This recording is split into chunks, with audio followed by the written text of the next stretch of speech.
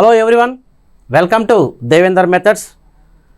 ఏంటంటే నాన్న, మనకు చాలామంది పిల్లలు ఈ యొక్క ఎస్ఏ మ్యాథమెటిక్స్ మెథడాలజీకి సంబంధించి కొంతమంది డౌట్స్ అడుగుతున్నారు. ఏమనంటే, సార్ న్యూ బుక్సేనా, మన ఏపీ గవర్నమెంట్ 2023 సంవత్సరంలో ప్రచురించినటువంటి new Telugu academy books follow అవుతున్నారా సార్ అని చెప్పి అడిగారు.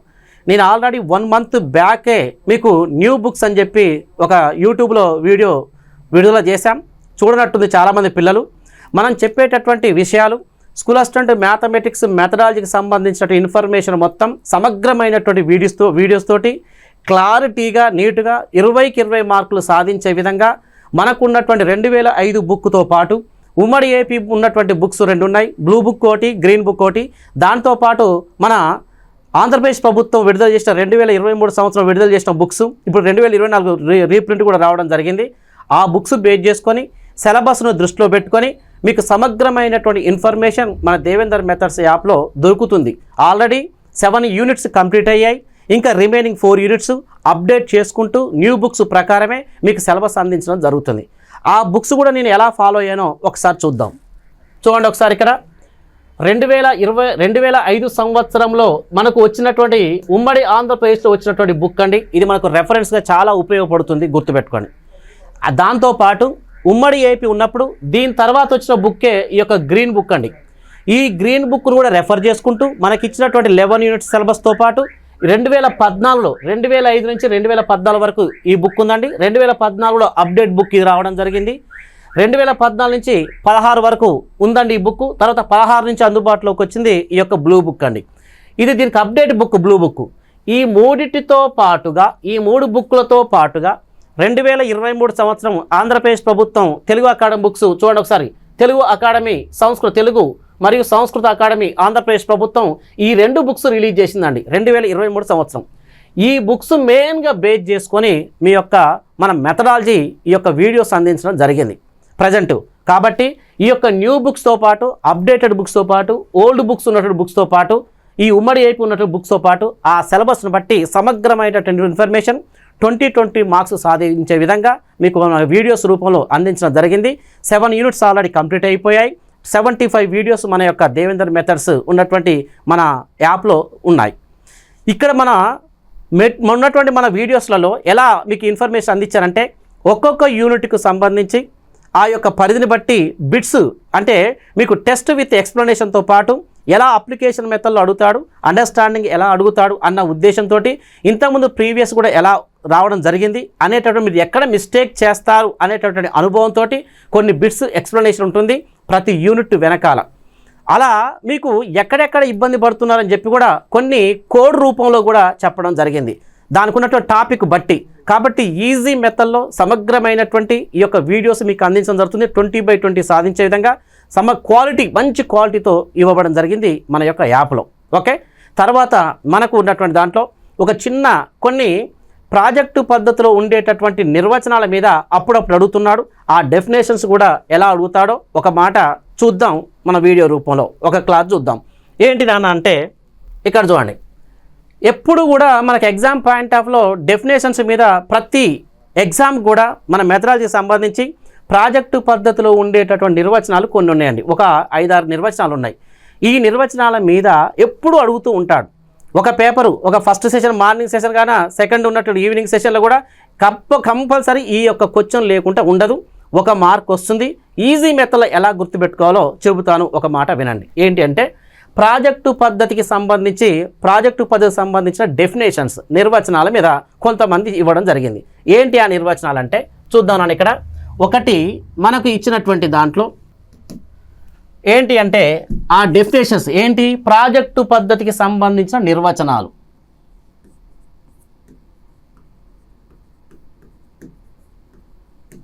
ప్రాజెక్టు పద్ధతికి సంబంధించినటువంటి డెఫినేషన్స్ అండి,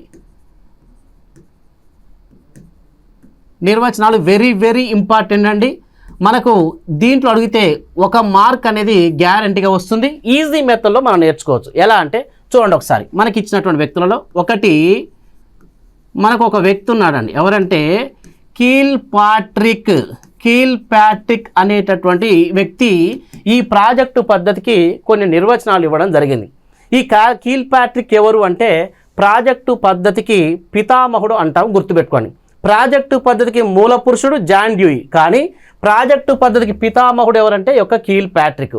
ఈ కీల్ ప్యాట్రిక్ తరగతి గదిలో ఈ యొక్క ప్రాజెక్టు పద్ధతిని మొట్టమొదటిసారిగా అమలు చేశాడు. ఇతను ప్రాజెక్టు పద్ధతికి ఒక డెఫినేషన్ ఇచ్చాడు. ఏమన్నాడంటే చూడండి ఒకసారి, సహజ వాతావరణంలో చేసే, ఏమన్నాడు ఇక్కడ, సహజ వాతావరణంలో చేసే, సహజ వాతావరణంలో చేసే, చాలా ఇంపార్టెంట్. ఏమన్నాడు ఇక్కడ చూడండి ఒకసారి, సహజ వాతావరణంలో చేసే హృదయపూర్వకమైనటువంటి కృత్యమే, హృదయపూర్వకమైనటువంటి కృత్యమే ఈ యొక్క ప్రాజెక్టు అని చెప్పి అన్నాడు. ఎలా గుర్తుపెట్టుకోవాలి సార్ దీని అంటే, ఇక్కడ మానవుని యొక్క హృదయం అనేది కీలు లాంటిది. ఈ హృదయం ఏంటమ్మ ఇక్కడ, కీలు లాంటిది అని గుర్తుపెట్టుకోండి. సహజ వాతావరణంలో చేసే హృదయపూర్వకమైన కృత్యమే ప్రాజెక్టు అంటే అన్నది ఎవరంటే కీల్ ప్యాట్రిక్. అంటే హృదయం అనేది కీలు లాంటిది అని గుర్తుపెట్టుకుంటే సరిపోయాయి. హృదయపూర్వకమైన కృత్యమే, హృదయం అనేది మనిషికి కీలు లాంటిది, అలా గుర్తుపెట్టుకోండి.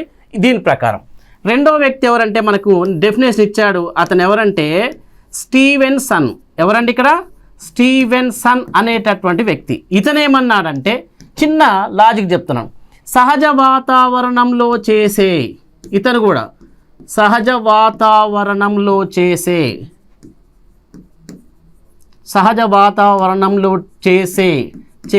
ఇక్కడ చూడండి, ఇక్కడ సమస్యాత్మక కృత్యమే. ఏమన్నాడు ఇక్కడ, సమస్యాత్మక కృత్యమే ప్రాజెక్టు అని చెప్పి అన్నాడు. ఇక్కడ చూడండి ఒకసారి, స్టీవెన్సన్ కదా, స్టీవెన్సన్ ఇక్కడ సా ఉంది అనుకోండి, ఇది సమస్య. స్టీవెన్సన్కి ఏమున్నాయండి, సమస్యాత్మక కృత్యమే అన్నాడు. స్టీవెన్సన్ ఏమన్నాడు, సమస్యాత్మక కృత్యమే. సా ఉంది గుర్తుపెట్టుకోండి. హృదయం అంటే కీలు లాంటిది. ఈ విధంగా గుర్తుపెట్టుకుంటే ఈజీగా అయిపోయింది.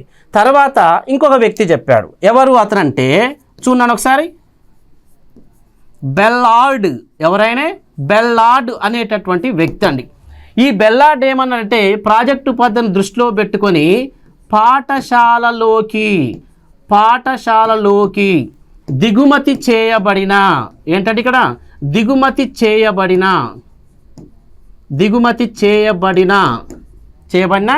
నిజ జీవిత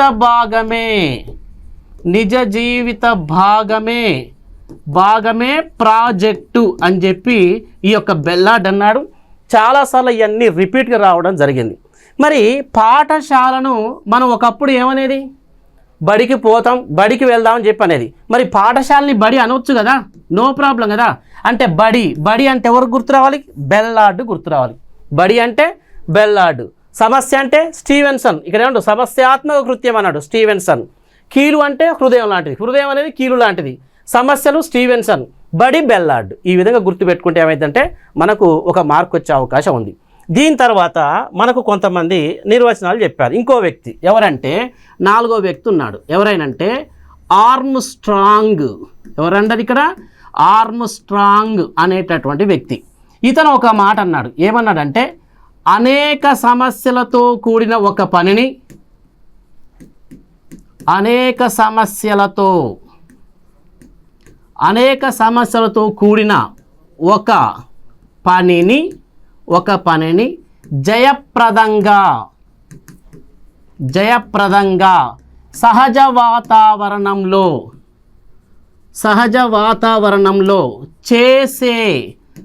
వాతావరణంలో చేసే కృత్యమే ప్రాజెక్ట్ అన్నాడు. గుర్తుపెట్టుకున్నాను. ఒకసారి నా మాటలు వినండి.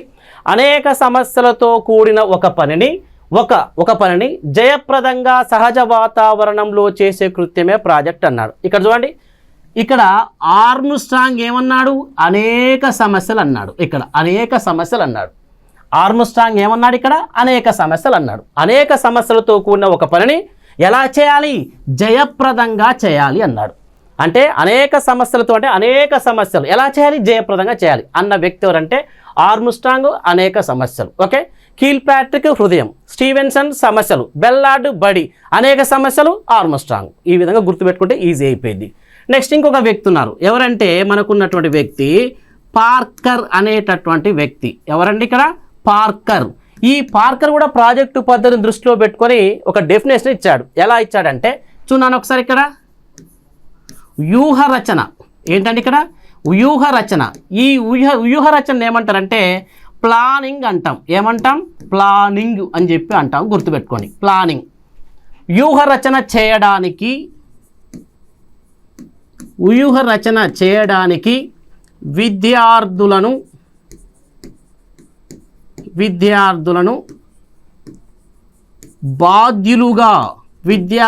బాధ్యులుగా చేసే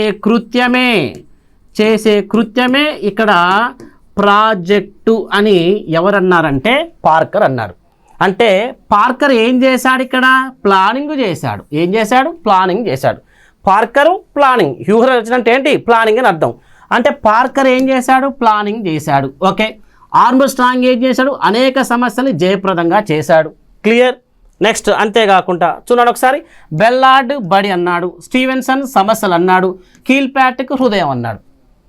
ఈ యొక్క ఉన్నటువంటి ఈ డెఫినేషన్స్ మీద, ఈ 5 డెఫినేషన్స్ మీద ఎప్పుడు కూడా ఒక డెఫినేషన్ ఒక మార్క్ వస్తుంది. చాలాసార్లు అడగడం జరిగింది. ఇప్పుడు కూడా రేపు అడిగే అవకాశం ఉంది. కాబట్టి ఆ ఒక్క మార్కు దీని యొక్క వీడియో వల్ల మీకు బెనిఫిట్ అవుతుంది. ఓకేనా? ప్రాజెక్టు పద్ధతిలో ఉండేటువంటి నిర్వచనాల మీద ఎప్పుడు ఇవే ఉంటాయి. బెల్లార్డ్ మీద చాలాసార్లు రిపీట్గా అడగడం జరిగింది. దానికి కీల్పాట్రిక్ అంటే హృదయం, స్టీవెన్సన్ సమస్య, బెల్లార్డ్ బడి, ఆర్మ్స్ట్రాంగ్ అనేక సమస్యలు, జయప్రదం అనేక సమస్యలు. మరి పార్కర్ వ్యూహ రచన అంటే ప్లానింగ్. Parker planning. ఓకేనా? పార్కర్ ప్లానింగ్, ఆర్మ్స్ట్రాంగ్ అనేక సమస్యలు, హృదయం కీల్పాట్రిక్, సమస్య స్టీవెన్సన్, బడి బెల్లార్డ్. ఈ విధంగా గుర్తుపెట్టుకుంటే 1 మార్కు వస్తుంది మనకు. ఓకేనా?